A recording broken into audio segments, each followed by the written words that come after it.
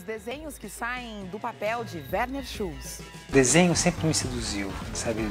E no desenho, a linha especificamente, é o que sempre roubou meu olhar, sempre me deixou mais fascinado. O Brasil por Cândido Portinari. A curadoria se interessou em mostrar os temas populares na obra do Portinari, essa busca dele por elementos de brasilidade, tanto em personagens quanto em narrativa. E as dicas de cinema com as estreias da semana, como A Volta da Bruxa de Blair. Legend said there's been a curse on these woods. Do you believe in the stories about the Blair Witch?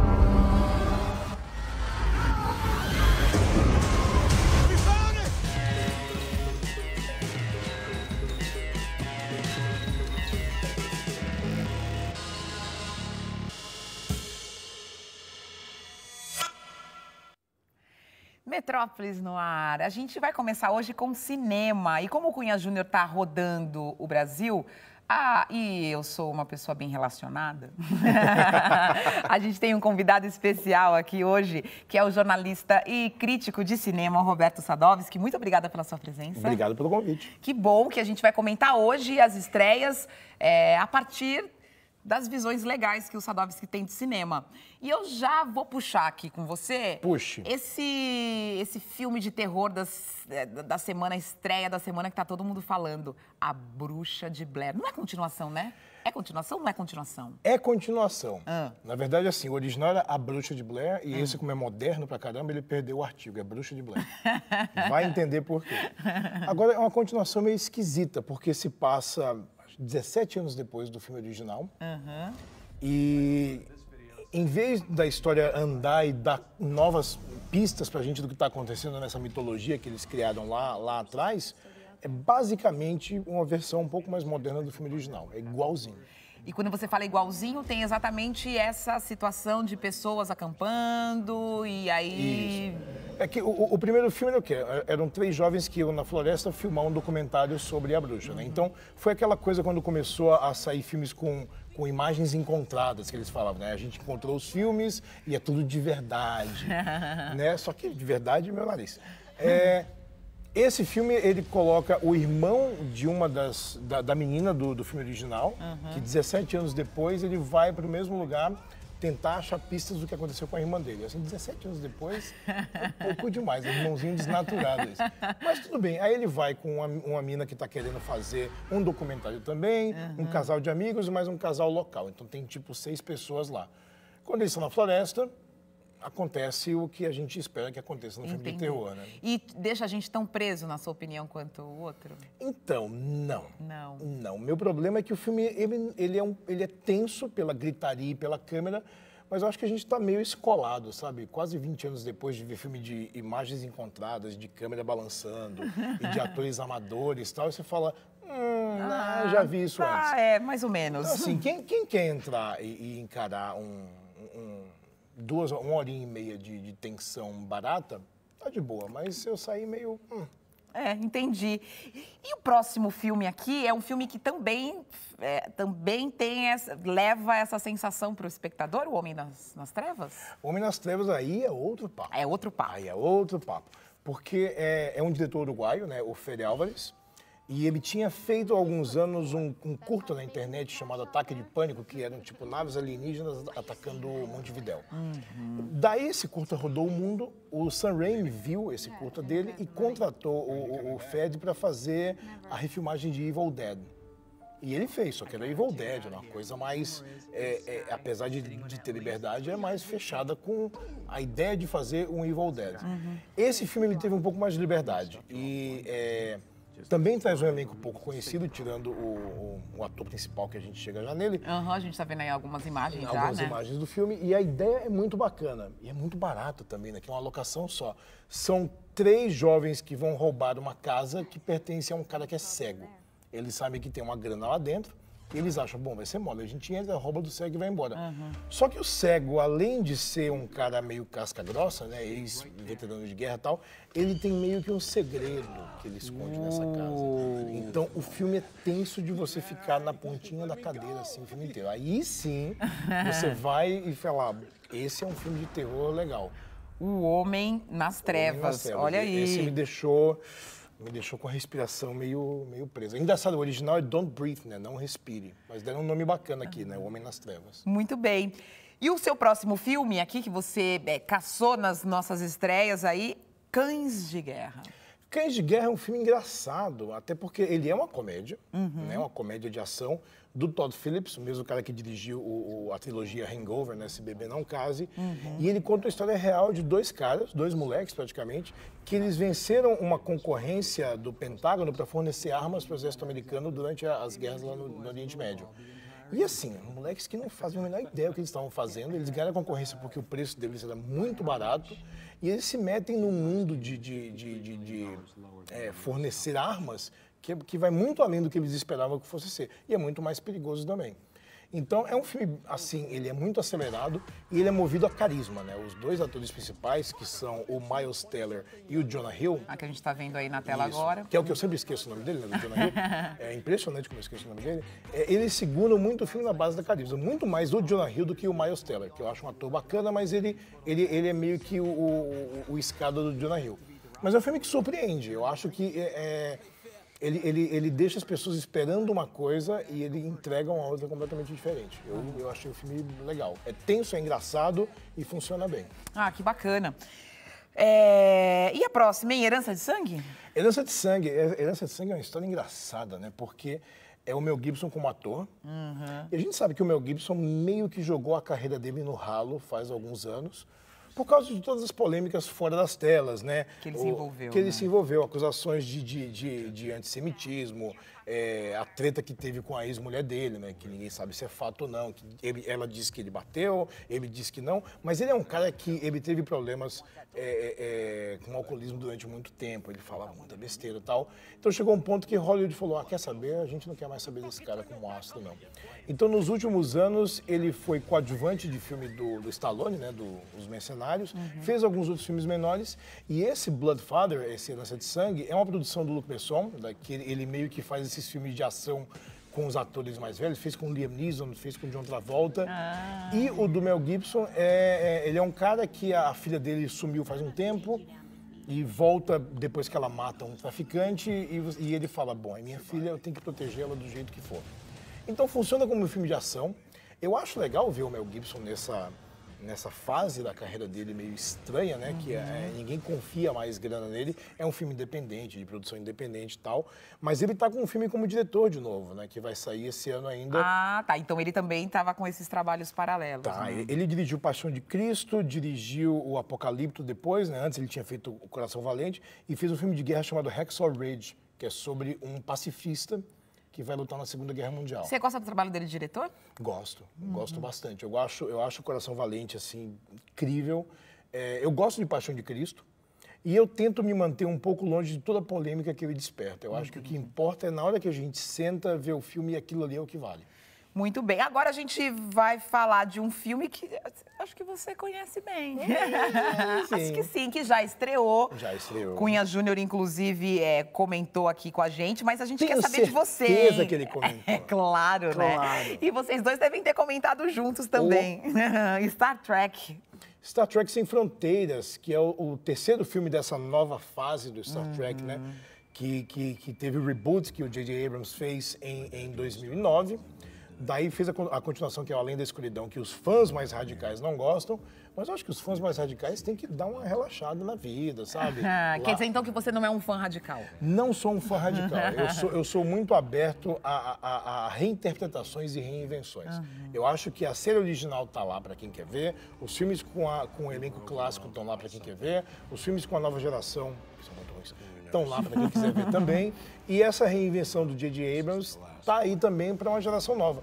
O bacana do J.J., quando ele fez o Star Trek dele, ele manteve aquela coisa filosófica / ficção científica bem hardcore, só que ele injetou um senso de blockbuster no filme. Então ele é muito para a plateia de hoje, né? O que é um senso de blockbuster? O filme é um pouco mais acelerado, ele é um pouco mais agitado, ele tem cortes um pouco mais rápidos. Entendi. Então a plateia nova, eu falo molecada mesmo, que não cresceu, obviamente, nos anos 60, nem nos anos 70, nem nos anos 80, Nem talvez nos anos 90. Talvez no final dos 90. Eles conseguem acompanhar com um senso de espetáculo. Eu revi faz pouco tempo, semana retrasada até, todos os Star Trek, todos os filmes. E eu gosto muito de alguns, mas alguns são tão lentos, são tão parados, que você fala, cara... E o cenário, às vezes, é muito pobre, aquela coisa meio... Você olha e fala, não, isso aqui é um galpão. Tá tudo parado e você tem tempo de ficar olhando todas as Pois coisas, é, né? você fala, não, gente, isso é um galpão, vamos sair daí. Os filmes novos não, eles são mais acelerados. Esse novo Sem Fronteiras é dirigido pelo Justin Lin, que fez Velozes e Furiosos 4, 5, 6 e 7. Eu acho que é isso, não, 4, 5, 6. 3, 4, 5, 6. Então, ele é um diretor que ele tem um cinema mais cinético, né? Mas Star Trek é basicamente igual a Velozes e Furiosos no sentido de que é uma família. São amigos que eles têm laços quase familiares. Muito bem. Olha aí, eu queria mesmo estar ouvindo eu queria ouvir a sua opinião a respeito de Assista Star Trek. que Eu você vou vai ver. curtir. Porque eu não sou muito, não é a minha praia. Mas o Cunha, às vezes, ele me faz ir ao cinema para assistir uma ficção Vê os científica. três, vê o primeiro de 2009, vê o Além da Escuridão e aí vê esse na sequência. Vamos lá, hein? Vou fazer a minha lição de casa, Star Trek. Por favor. E a gente tem aqui um tempinho para falar de um filme que está em cartaz, um filme brasileiro que é o filme brasileiro que está todo mundo comentando, o Aquários. Eu entrevistei o Kleber Mendonça aqui no Metrópolis, a gente entrevistou a Sônia Braga. Esse filme que esteve em Cannes, participou da mostra competitiva, não levou nenhum prêmio, mas que conta a história da Clara, que é essa mulher que vive no Recife, num prédio lindo dos anos 50, 60 no máximo, que uma incorporadora compra todos os apartamentos e ela se recusa a vender o apartamento dela. Sônia Braga, agora é ela o tempo inteiro, né? Primeiro, rapidamente, gostou do filme? Sim. E toda essa polêmica em torno desse filme?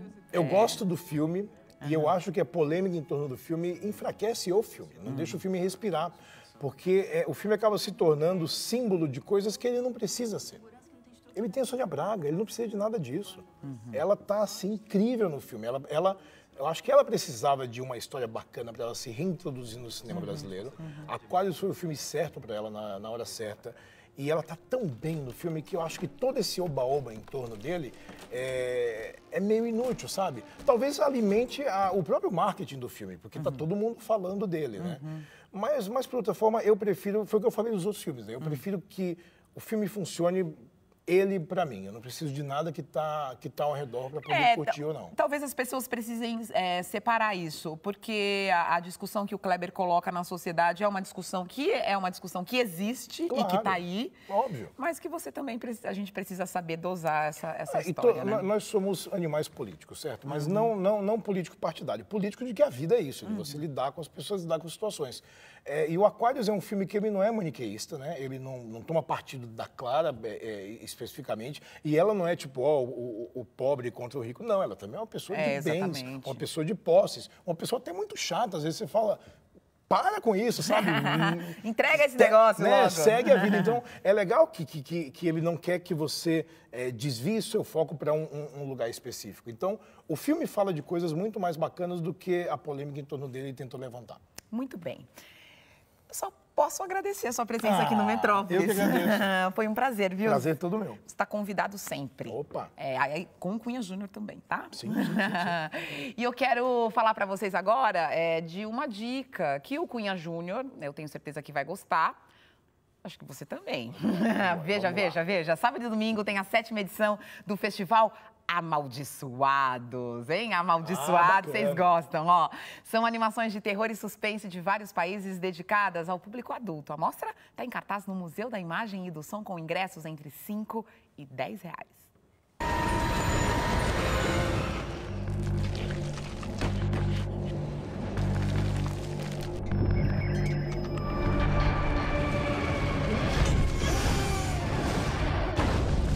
artista plástico, desenhista e cenógrafo paulista Werner Schulz está no vídeo da semana do portal Beijo, que é especializado em arte brasileira.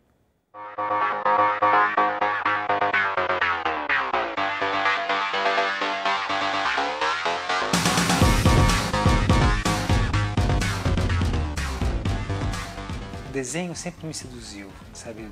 E no desenho, a linha especificamente, é o que sempre roubou meu olhar, sempre que me deixou mais fascinado. Até quando eu faço as figuras, elas são uma representação tridimensional do desenho. Quase esse desenho querendo sair do papel. Eles são papel. Nesses desenhos que eu mostrei, são os experimentos que eu faço em cima do grafite, né? Do grafite mais mole e da cera que tem nos lápis de aquarela, especificamente no branco, né?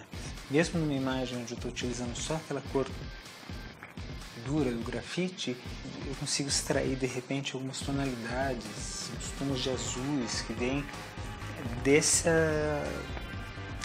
atrito, desse confronto, né? Desse momento de ficar esfregando um no outro até o material reagir de uma maneira diferente do que seria natural. Então eu acabo usando lápis de aquarela de forma seca e com o tempo fui percebendo que também se eu vou aplicando raspagens neles, que eu vou conseguindo consigo trazer luzes que antes estavam omitidas, consigo machucar o papel e nesses machucados trazer ranhuras, trazer gestos que me agradam muito na visualidade da linha.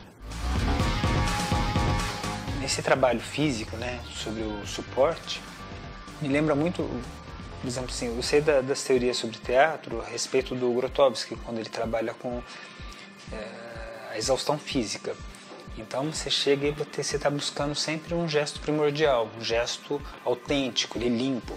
E para tanto você trabalha esse corpo, exaure esse corpo a ponto dele estar no seu limite. E quando você parte para a ação, esse corpo ele não vai mais ter floreios ou ter vícios e pequenos maneirismos que você traz das observações do dia a dia.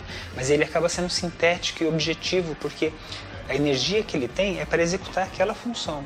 E essas ideias acabaram me influenciando muito, porque não pelo viés teatral, mas eu acabei tentando aplicar essa metodologia de exaustão física na busca dessa linha mais essencial.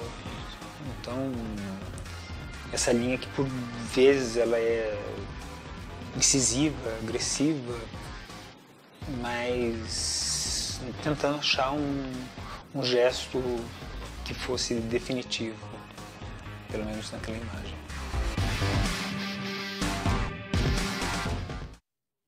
Cândido Portinari, um dos mais importantes e polêmicos pintores brasileiros do século XX, está em cartaz em São Paulo. Na exposição do MASP, a obra do artista é apresentada sob uma ótica social, focada no interesse dele pelos tipos genuinamente brasileiros.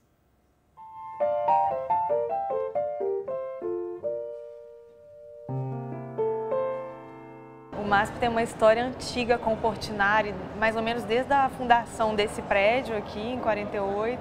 Foi a primeira exposição monográfica de um artista brasileiro na instituição. E o MASP sempre colecionou a obra do Portinari desde essa época. A curadoria se interessou em mostrar os temas populares na obra do Portinari, essa busca dele por elementos de brasilidade, tanto em personagens quanto em narrativas. Agora, muitas obras foram colocadas lado a lado propositalmente. Sim. Por que isso? Porque essa exposição é monográfica, mas o partido curatorial da exposição, a gente decidiu não organizá-la cronologicamente, como é de hábito em exposições monográficas. Achamos mais interessante organizar de forma temática. Então, a gente tem lado a lado figuras, tipos populares, personagens da obra do Portinari. O trabalhador rural, o cangaceiro e também tipos não europeus, tipos étnicos que ele se interessou a representar.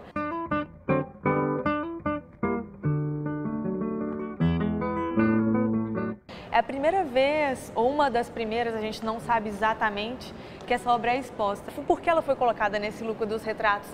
perto do lavrador de café porque se trata do mesmo personagem. A fisionomia é a mesma.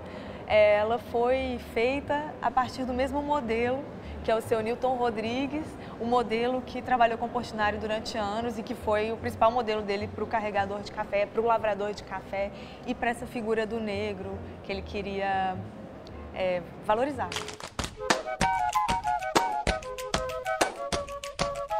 Essa seria uma obra de destaque da exposição Festa de São João, 1936-1939. A representação aí de uma festa popular. Essa obra é muito interessante e complexa, porque ela mostra não só a representação da paisagem, do espaço de sociabilidade, da festa popular, mas o desenvolvimento dos personagens aí com os retratos também. Muito interessante também essa geometrização, esses elementos geométricos, aí já anunciando alguma outra coisa. Portinari é um dos, eu não sei se ele é o único, mas um dos únicos modernistas acadêmicos. Ele fez a Escola Nacional de Belas Artes, ele saiu da academia e ele permaneceu por toda a vida um acadêmico, apesar de ter bebido de várias fontes. Quando Portinari expôs aqui, na época da abertura do museu, foi uma exposição que atraiu um grande público, né? Como é que é hoje? Ele continua fazendo o mesmo efeito? É um efeito maior? Que efeito é esse que causa Portinari no público? É incrível. A gente chama a exposição chama Portinari Popular e tem também esse sentido. Portinari é um pintor popular. É um pintor que chama muita gente para o museu. Sempre foi assim. Ele tem uma relação aí de cumplicidade com o museu.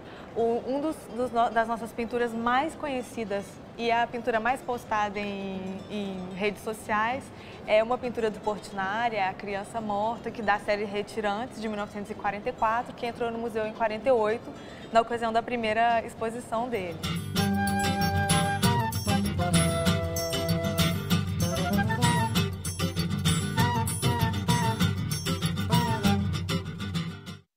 Bora ver Portinari, gente. Olha esses temas, ó. Meio ambiente, política, economia, urbanismo, redes colaborativas. O que é isso? É uma série de sessões de um jornal? Não, tá tudo isso contemplado no Festival Cocidade neste sábado, a partir das 10 da manhã, no Parque da Luz, centro de São Paulo. São mais de 100 atividades, com debates, multirões, saraus, gastronomia e muita música. Exemplos: Anelisa Assunção, Lira, Fernando Catatal e Benegão. E tudo de graça? Que beleza!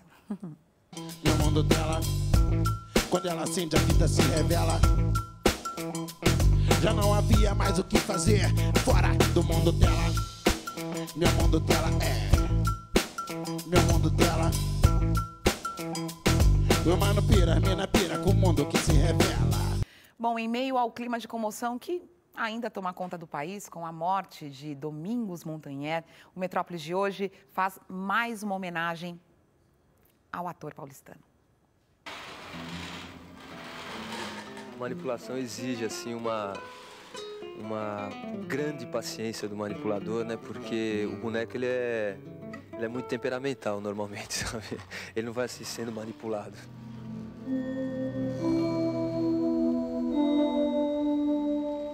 É o primeiro contato nosso com um texto clássico, né, digamos clássico, né, de um autor clássico, do Federico Garcia Lorca. Na verdade, não foi um grande trabalho de falar, olha, agora para as crianças como vai ser.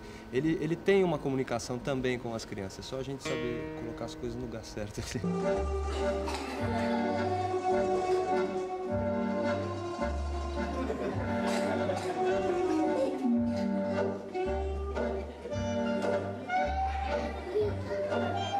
Trabalho, a gente se conhece já há 20 anos aproximadamente, nos conhecemos no Circo Escola Picadeiro e lá a gente começou a desenvolver essa dupla de palhaços a partir do encontro que a gente teve também na época, o senhor Roger Avanzi, o palhaço Piccolino, ele ministrava lá algumas atividades, outras técnicas ciências, além de palhaço, né? E a gente começou a trabalhar essa linha do palhaço clássico mesmo, né? O palhaço de picadeiro. Ninguém é só bonzinho. Ninguém é só malvado. Nós só conseguimos viver em sociedade porque sufocamos o nosso lado mal. e deixamos vir à tona somente o lado bom de nossa alma. Nós nos propusemos a fazer uma interpretação na linha do circo-teatro. Ninguém vai pra casa comer pizza, ver televisão. Ninguém vai dormir enquanto essa arca não estiver outra vez vomitando ouro pela boca. A gente sempre foi fã dos quadrinhos, assim, né? Principalmente dessa linha de humor aqui, que é maravilhosa. E o Laerte, especificamente, as situações que ele criava, a linha dele é muito imagética, né? Então a gente achava que pro teatro seria uma coisa muito legal de fazer.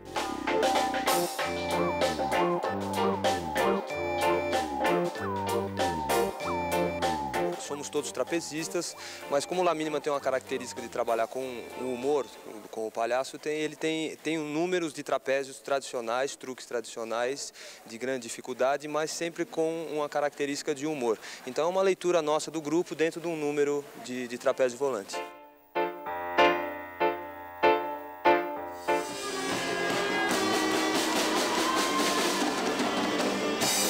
Na verdade, o Circo Zani ele tem uma forte raiz no circo tradicional, mas ele tem uma personalidade muito própria, né? São todos números autorais, são artistas oriundos de escola de circo, que passaram pelo teatro, pela dança e se reuniram para formar um circo com um carinho muito grande pela sua tradição, mas com uma personalidade muito própria. Essa influência do palhaço europeu, ele existe porque foram eles que trouxeram o circo para cá moderno, vamos dizer assim, né?